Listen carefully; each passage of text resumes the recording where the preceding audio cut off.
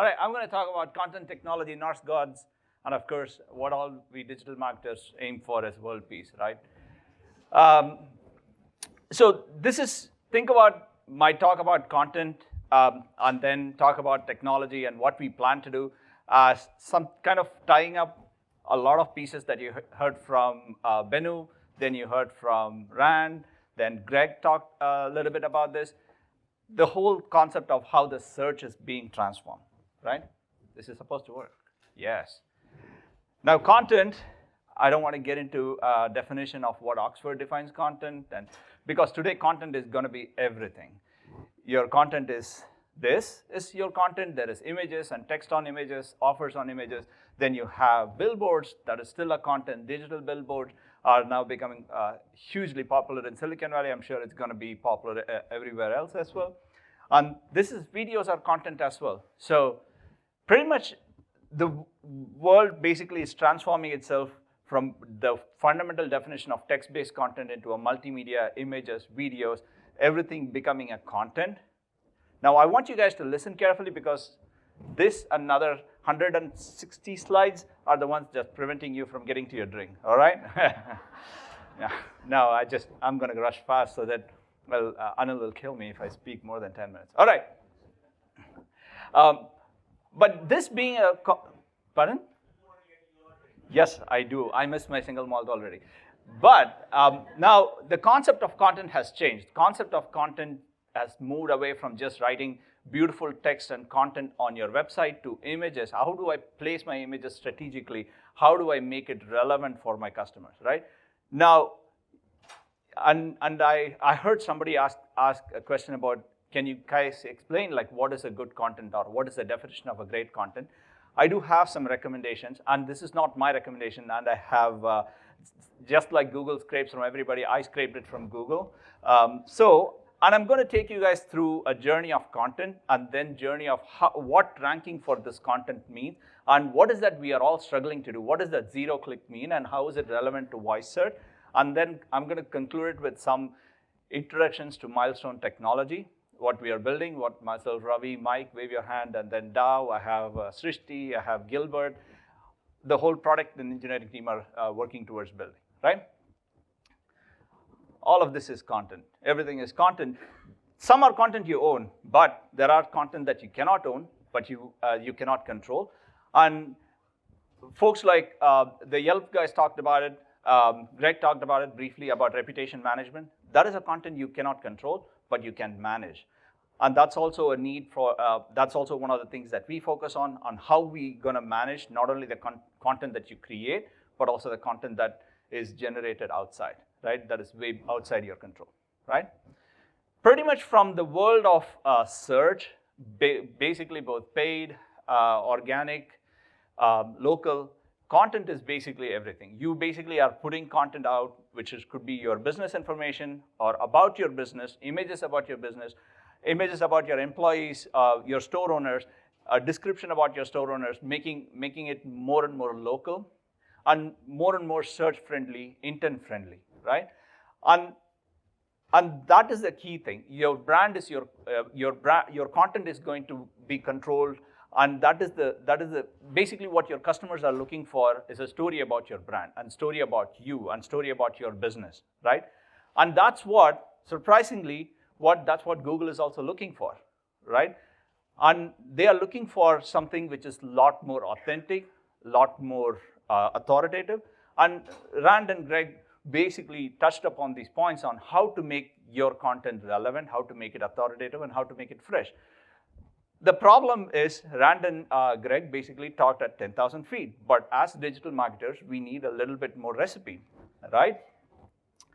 Now, in order for us to understand this content and recipes, what I'm going to tell you guys in about 3 slides later, I want you guys to understand the evolution of search and what the hell is this feature snippets all about, and why is everybody making a big fuss about it?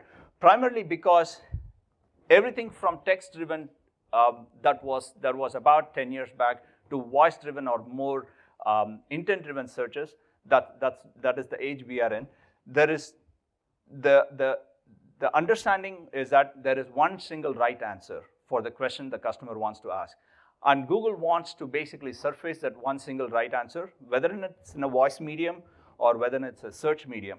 Now, as a content marketer, as a digital marketer, what we are trying to do is, as a brand owner, if a question about my brand comes up, I want to be that person answering that question. I want to own that answer, right? If I'm Golden Arches, I don't want somebody else to tell me, somebody else to go and tell me nutrition information about my brand. If you are a hotel and you don't want some other brand or some other website to tell information about the room size or the availability of your room, you want to own that. You want to know what room sizes are available, what amenities are available, what cars inventory is available for sale. You don't want autotrader.mx to basically go and tell you about the cars that are available for sale. And that's the fundamental problem that you want to solve. And that's what this whole feature snippet is all about. Feature snippet is just about us capturing this zero position. Feature snippet is about figuring out relevant content so that all the searches, whatever information that comes in that zeroth position and about you, about your business, is owned by you and not by anybody else, right? And that's what, again, when it comes to voice search and when it comes to somebody asking something on Alexa or somebody asking on Google Assistant, that is what is the features. That is the answer that Google is going to give. And that's the answer Google wants to surface as much as possible, right? And that is actually expanded into a lot more conversational content. What that means is that I stopped asking just one question. I want to ask have a conversation with my assistant. I want to have continuous interaction with the featured snippet. So what Google is now doing is it's enhancing that vision of feature snippet into a lot more independent actionable items, which is basically deriving from the feature snippet and making all these independent items. And this starts out trying to figure out how to put a shadow. And then on top of it, now Google understands, oh, you are looking at Inkscape, or you're looking at After Effects, or you're looking at, you want to do this in Photoshop. Which tool do you want to do this After Effects on, right? And that's the intent.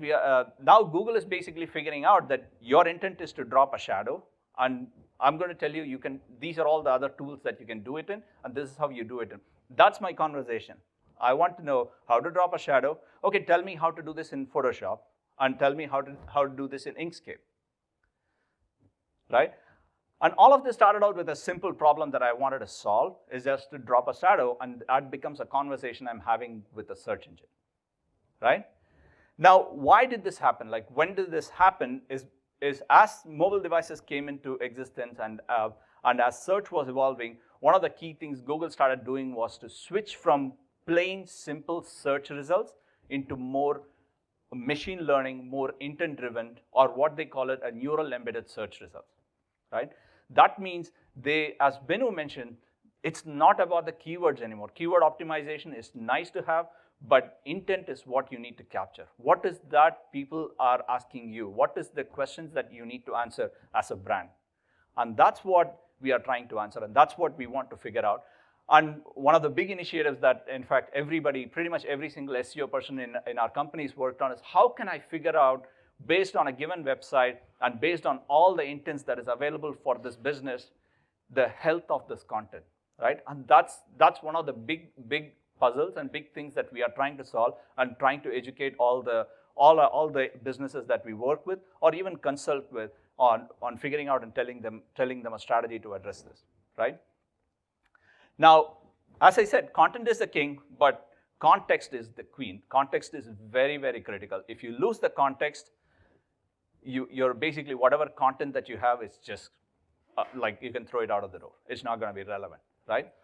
And there are 4 measures, and this is there was a huge core update, Google update, that happened today, and that update basically means featured snippets are getting a huge push. Now, this featured snippet push from today means there is going to be more and more content that's going to be surfaced in feature snippets, and if you're not owning the zero position that I talked about before, then it means you need to really rethink how your content strategy is, right? Now, there are 4 items. Now, this is where the recipe is, so I'm sure Gaurav will share the slides, so you don't have to take notes. But there are four metrics that you need to use to basically measure the health of your content and your relevancy in appearing in featured snippets. Number 1 is quality. What does quality mean? How original your content is, how substantial, comprehensive, and completeness of this content is. Insightful, this content needs to provide some insights to the end customer. So when Google, a hospitality customer is searching for a room, and Google is indexing as a hospitality customer, they are basically looking for insights that they can derive from your content, right? And the most important thing is relevant headlines. I know every time we do an SEO audit, one of the things that Binu keeps harping on is basically make sure your page titles are there. Make sure your H1 tags are there. H2 tags are correctly positioned. Those are all very, very important. I know this is basic SEO, but Google is now looking at it a lot more strictly, and Google is also deriving a lot more information based on the content. So if you have content on your body, but the title does not meet the content title, or subtitles do not meet the content in your body, they're going to start dinging that, right? The last 2 things are very, very important. Whether Google considers this content viralable, whether people will share this content, people will recommend this content to somebody else. Now, I know that originally Google just started out as a search engine, but as you can see, more and more they are blending what Facebook and Instagram and Twitter think about as shareable content with their search. So they are kind of blending search and what we consider discovery on Facebook into one single paradigm. And that is going to be critical as you build your content framework or as you update and refresh the content on your site, right? And the last piece of it is there references to this content? Whether you own this content, whether are there any references to this content or anybody else? And that talks to about others referencing your brand. If US News or US Travel Weekly talks about your property or talks about the content on your site, or if we have Renault.com referring RenaultEuro.com and things like that, right? There is cross-reference and brand authority and referenceability. Those are all going to be very critical. Then we get into expertise, whether your brand is trustworthy, whether your content is trustworthy, is there authority? Are you the expert? Are you the right person to talk about this property? Are you the person who can explain? Are you the right person to talk about automotives? Are you the person to talk about the mortgage rates, right? They want to look at that and give you a weightage on expertise. An important thing, and as fake news problem is growing high and high, they want to make sure factual errors are not there. It should be free of factual errors that can be verified elsewhere. And this is again, Rand mentioned this. And this is a huge weight that Google is giving, that if I'm going to trust this content with my life or my money or something big that I can lose, then Google is going to give more and more weight to it to make sure that all the above items are all there, right? So as you decide your content, as you write your content, keep these things in mind as far as expertise is concerned. Presentation is going to be very critical. Of course, spelling errors, styling issues, quality of production, use crisp fonts, use legitimate fonts, don't have to use Comic Sans everywhere, and again, think about focusing this content. Like if you are distributing this content, if you are building PR, focus on sites that matter, spread it to sites that are relevant rather than spreading it too wide, right? And of course, it's funny that's coming from Google that it should be distraction free, right? I know that's kind of hypocrisy, right? And the last piece is, of course, we all talk about mobile first, we all talk about mobile intent, but so your content needs to be kind of rendered cleanly on mobile. Its readability and production quality. And given that a lot of you guys are hospitality customers, I'm sure none of this should be any challenge. But those are all some of the critical elements, right? And of course, this was a weird point for me, and it took me a while to grasp this. They look at comparables. Like if I'm a property and if I'm a 4-star property, and I have 100 other pages with similar content, they look at how the content is rendered on my page versus even within my domain, 100 other pages. They look at this, and then they look at the visitors to the pages. Are you just generating spurious traffic, or are you generating relevant traffic? They do track all of that and make sure that if your searches and your content is meeting the intents of the user, and that is going to basically determine how you are going to rank on featured snippets. Imagine that. You got to do so many things to just get into 0th position on Google, right? And this is one of the recent researches why this is important, why this is relevant, because more and more millennials are picking up everything from featured snippets, and featured snippets are becoming highly critical for Google's success in both pushing their Google Assistant for pretty much everything, and as well as pushing some of those intent-driven searches. So essentially, damn it, go back.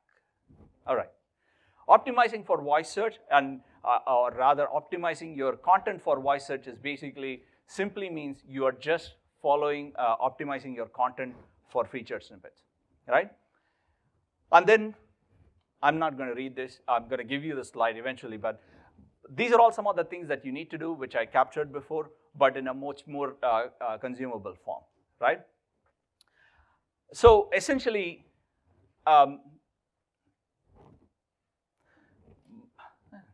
my key takeaway, if you have to give you key takeaways, the future of search, and if you are a content marketer, the future of search is more about intent-driven and more journey-based, basically, and everybody is driving towards that. And we heard about this a lot, and content is going to play a critical part in basically making sure that your queryless transactions or zero-click positions are all captured. And there is a lot more to it, but there is we talked quite a bit about schemas. We talked quite a bit about structured data and how they're going to help in featured snippets. But none of that is going to be possible without a content to back it up. Schema is just a wrapping on top of a very, very solid content, right? Now,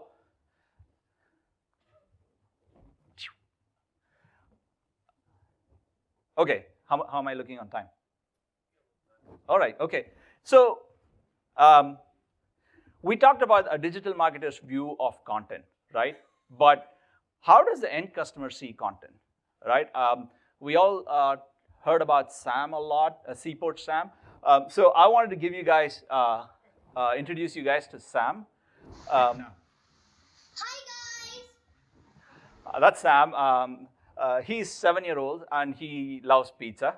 And he uses Alexa at my home and Google Home to order pizza. I'm not kidding. He uses it and he orders it, right?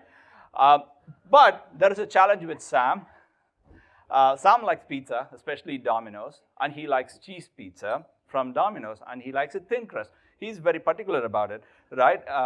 So now the question is, how does Sam order pizza, right? So he is asking Google and Alexa, and I did want to record him ordering it, and he did go through this whole process of ordering cheese pizza. He asked, is there a Domino's Pizza near me? And we live in Fremont in the East Bay, and he asked, is there a Domino's Pizza in Fremont opened right now? It doesn't matter, he wants it now. So does the Domino's Pizza in Fremont carry cheese pizza? Because that's what he's interested in, right? Does Domino's Pizza in Fremont deliver pizza? Because I'm not gonna go drive up to Domino's Pizza, pick it up for him. All right, let me talk to Domino's Pizza in Fremont. Let me figure out what's going on, and then call Domino's Pizza in Fremont. All right. Okay, then as a parent, I need to worry about what is the rating of Domino's Pizza in Fremont, all right? And are there any specials? I want to save some money too, all right? All right, there are so many questions for a single pizzeria, for a single pizza.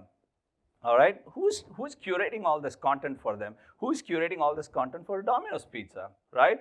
Now, if you think just Fremont and one pizzeria join, how to solve the problem of millions trying to find their pizza, right? Now tie that back to your content problem. Tie that back to your content and intents and featured snippets and your hyperlocal searches. There is a Sam everywhere, around this country looking for pizza, and there's a lot of people competing for Sam's attention. And that's the fundamental problem we want to solve, right? So At Milestone, we think about these problems every day. We are trying to solve this problem every day. We are trying to find what is the easiest way for digital marketers to solve this problem. All right, there you go. Is there a resemblance? You guys see it? That's my picture. There is actually an internal code name we use. That's why I talked about Norse gods. Our platform is called Asgard and Midgard. All right, there is no Norse nerds here, so I'm going to skip that part. So you will see a lot of Norse references in our products, but as a platform, as we think about content, as we think about publishing, as we think about promotion, as we think about consolidation, as we think about building queries and questions, and building it not just for one location, for thousands of locations. How am I going to bring this all together? And let's recap. We talked about this in 2018. Number of people attended in 2018 my talk and were still sober, awake. I was the last guy last year too. Anyway, since you guys don't remember, that's the platform. All right, I'm gonna do this again in 2020. All right. Our platform is built so that you can consolidate across thousands of locations all the content in one single place, manage it, version it, and then we have systems. We are building systems, we have built systems in place to measure, report content health, and then we want to work on optimizing to ensure that there is content visibility, and that's where automatic schema injection come in, automatic deployment of pixels, automatic deployment of whole lot of strategies, FAQs, and everything comes into play, right? But still, that does not answer my FAQs. And then we thought about, okay, you know what? Questions are going to be tough, difficult to answer. So we said, okay, we need to build a question and answer. Why? Because everything has become conversational. The content needs to be conversational. Everybody's asking me questions. Greg talked about GMB Q&A. So I need a way to manage across thousands of my locations. Even if I don't have 1,000, even if I have one, A, I need to manage all the questions that I need to answer on my website and wrap it around with schema. B, I need to take that same questions and publish it on Google, because what's the point of just having it on my website? Might as well, GMB can also have the same questions, because if I think people are asking these questions on my website, they will also come to GMB and look for those questions and answers. So I want to identify new questions. I want to identify all these unanswered questions that is there on, not just on GMB, but also what are my competitors answering the questions for? What does SEMrush think? What does answer the public think about questions that need to be answered for my domain, for my authority, right? And then we want to refresh the questions weekly so that we can get a new crop of questions, so that we can saturate the featured snippet market. We can saturate the FAQ and schema market that is out there for your brand, right? We want to build long tail keywords and basically convert them to questions, and we want to collect everything that is out there about your business, about your competitors, collect all these questions, make them, collect all this data about your business out there, build them into questions so that you can start answering those questions. Some of these questions you might not even thought about, like, oh, people are talking about that about my domain, about my business. Yeah, people are asking them. You're not answering them, so let's figure out a way to answer them, right? And then, of course, come up with a way to build your own questions. If you feel that, oh, you know what, there are some new opportunities that exist, or there are some new things that I'm going to introduce, or I'm going to open a new location, and I want to announce that about in a Q&A manner to the people. So I can create my own questions, seed the system with my own questions, and then I can answer them myself, right? Isn't that a better way than have some local guide answering the answers to your questions? Business is taking control of their own questions. You're going to own your answers. You're going to own your own featured snippet, right? And then, of course, we want to publish it to Google, publish it to GMB, publish it to Alexa. And of course, if you have a CMS, if you have your own CMS, or if you are on Milestone CMS, we want to find a way to publish it on your CMS, right? And of course, we want to continue to measure. Without measurement, none of these things would make sense. Measure and report on all the various metrics. So finally, we have a handle on this content problem. We have a technology to solve this. All right, we do, as I mentioned to you, we do measure and report on it. But the problem is, doing one-off content monitoring. Okay, so today I come in, I said, all right, Benu talked about this. I think Dave also touched upon this, about a strategy, having a plan. Today I have a campaign for this month to optimize my content. Next quarter, I'm going to change it to do something else. Is that going to be viable? I need to have content as a strategy every single quarter, and I need that to tie into my overall corporate objectives. So we started working on milestone strategy. Who knows this tree? Oh, you Norse ignorance. This is Yggdrasil that traverses across all the realms, all the 7. Okay. We come up with a comprehensive way to create, manage, report on all the campaigns across customer goals and strategies. And one of the key things is tie it together with metrics, right? That is a critical piece of every single strategy. If you want to include content as a strategy, you need to tie it together with metrics. If you are tracking customer awareness, you want to track your impressions. If you are looking at conversions, you want to track revenue. If you are talking about engagement, you want to see repeat customers and repeat audiences. But all of that needs content, and you want to see how content ties into the overall strategy. And Srishti wanted to make sure that she included all these pictures about their content strategy in the product. And this is a product that we are going to launch very soon, and will be available for the customers who can come in, manage your plan, manage your strategies, and manage your results in one single place, right? Now we talked about content. We started talking about content. We started talking about how we want to solve the problem of content health, FAQ, and then wrapping up all of this into strategy. Then finally, once you wrap up all of this into strategy, you want to have omni-channel reporting. Why? Because one channel is not enough anymore. We have to look at our website, we have to look at how we are doing in paid media, how we are doing in display. For hospitality, there is one more pane of Meta, there is then organic, then there is keyword, there is local, there is reviews, there is plain social engagement. My goodness. Just the sheer volume of integrations that we had to go through to build this omni-channel dashboard and tie them back to campaigns and strategies was just mind-blowing. I mean, I don't even know how Ravi does it.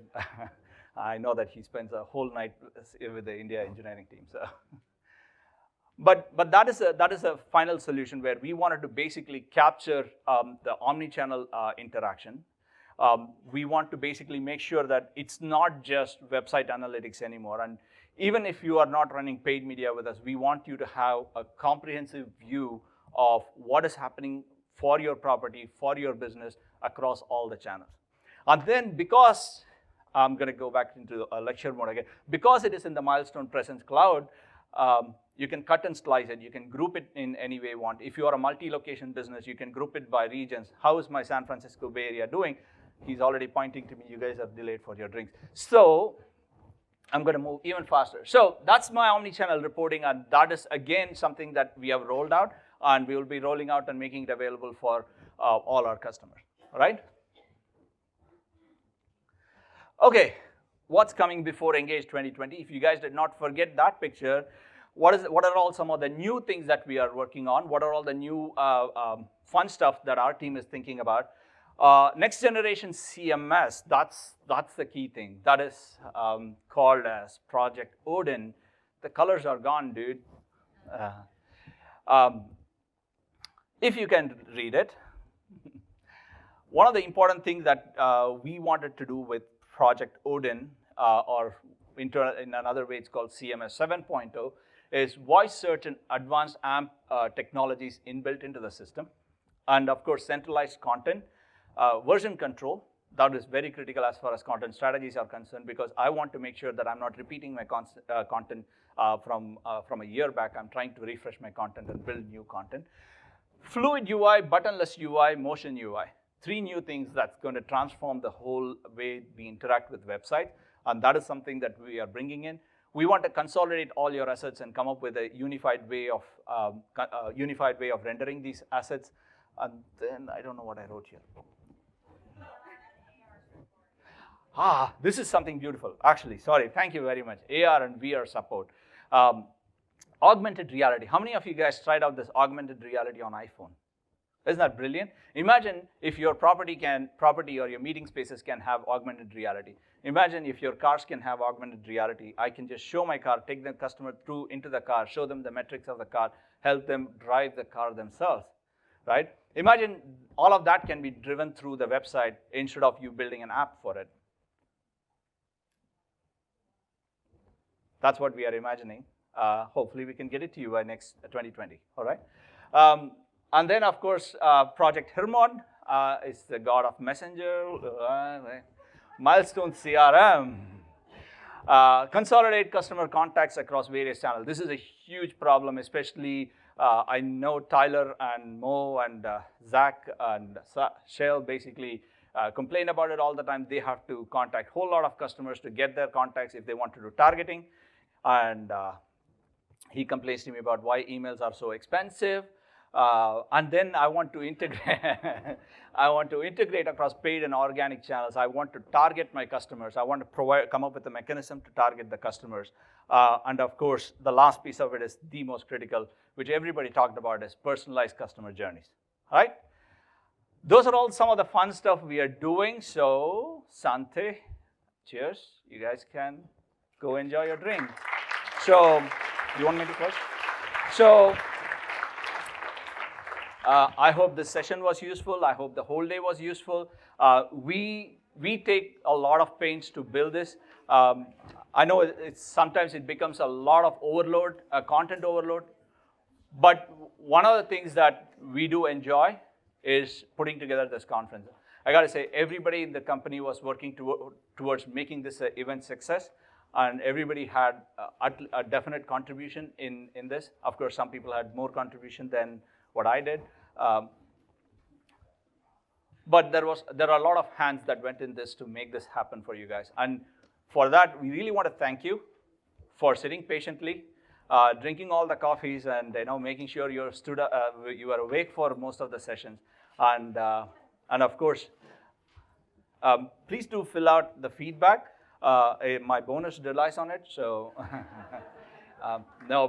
it does help us improve our own ourselves. We do want to, as much as we brag about some of our successes, we are a very fairly humble company. We do believe in making sure that we learn new things about our customers all the time. Thank you for guys who came in and talked to us and went on the stage, who were brave enough to talk about their experiences, be it with Milestone or without Milestone. So thank you very much for guys who travel from East Coast, guys who travel from Mexico. Safe travels, enjoy your drink, and we're going to see you in Engage 2020.